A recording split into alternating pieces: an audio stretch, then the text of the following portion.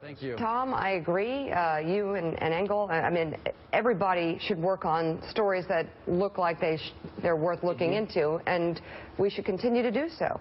And when you can triple source it and you have evidence, then you have a story. Right now, there's no story here.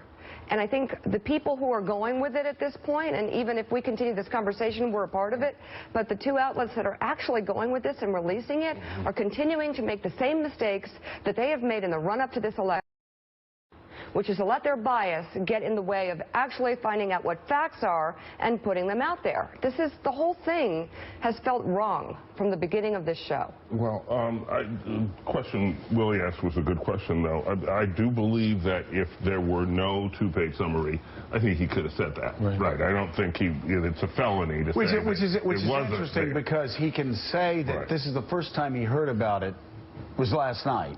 First time he knew about any of this was last night. He also said he was there in the meeting.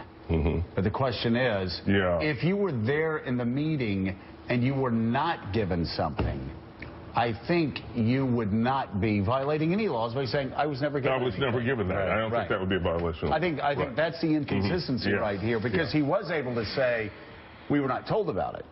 But he did not say, I never read it. He left open the possibility there was a two-page distillation of something. It didn't have a lot of this information in it that was presented. He left that open. We don't know. This was around in a tertiary way for so long, it's hard for me to believe that the Trump campaign had not heard these stories.